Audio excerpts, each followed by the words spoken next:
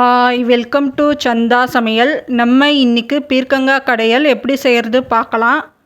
300 gram அளவு பீர்க்கங்காய் எடுத்திருக்கேன். பீர்க்கங்காய் தோல் சீவி கட் பண்ணி எடுத்திருக்கேன். நல்லா வாஷ் பண்ணி எடுத்திருக்கேன்.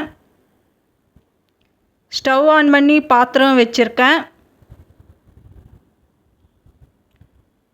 பாத்திரம் சூடானதோ 3 டீஸ்பூன் அளவு எண்ணெய் சேர்த்துக்கலாம். 1 டீஸ்பூன் கடுகு சேர்த்துக்கலாம். 1/2 டீஸ்பூன் ஜீரகம் சேர்த்துக்கலாம். கடுகு ஜீரகம் பொரிஞ்சதோ 10 சின்ன வெங்காயம் சேர்த்துக்கலாம்.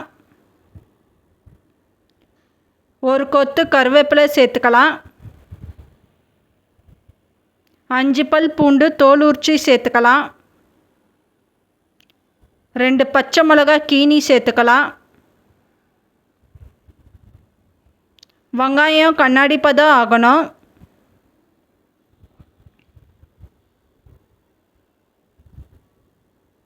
மீடியம் சைஸ் தக்காளி 1 கட் பண்ணி சேர்த்துக்கலாம். தக்காளி வதங்கணும்.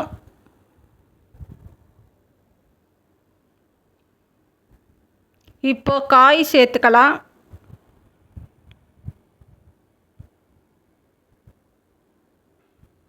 காய் சேர்த்துட்டு நல்லா மிக்ஸ் பண்ணிக்கலாம். காய் 2 நிமிஷத்துக்கு வதக்கிக்கலாம்.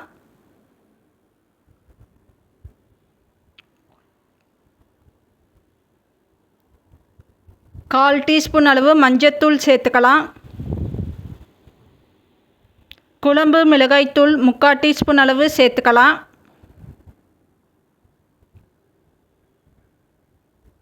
உப்பு தேவையான அளவு சேர்த்துக்கலாம். பெரிய நெல்லிக்காய் சைஸ் அளவு புளி கரைச்சி எடுத்திருக்கேன், சேர்த்துக்கலாம். இப்போ காய் நனைகிற அளவுக்கு தண்ணி சேர்த்துக்கலாம். தண்ணி சேர்த்துட்டு நல்லா மிக்ஸ் பண்ணிக்கலாம். இதோட பச்சை ஸ்மெல் போகணும். காய் வேக விடணும். இப்போ ஸ்டவ் ஆஃப் பண்ணிடலாம். இதை ஆற விடணும். ஆறினதோ மத்து வச்சு மசிச்சுக்கலாம். இப்போ ஆறி இருக்கு, மசிச்சுக்கலாம். இப்போ மசிச்சு எடுத்திருக்கேன். மறுபடியும் ஸ்டவ் ஆன் பண்ணி வச்சுருக்கேன். கொத்தமல்லி சேர்த்துக்கலாம். இப்போ கொஞ்சம் தண்ணி சேர்த்துக்கலாம்.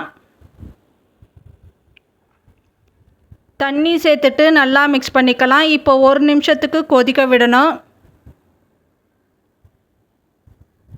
இப்போ ஸ்டவ் ஆஃப் பண்ணிடலாம். இப்போ நமக்கு பீர்க்கங்காய் கடையல் ரெடி ஆயிடுச்சு. இந்த சேனல் பிடிச்சிருந்தால் லைக் பண்ணுங்கள், ஷேர் பண்ணுங்கள், சப்ஸ்கிரைப் பண்ணுங்கள்.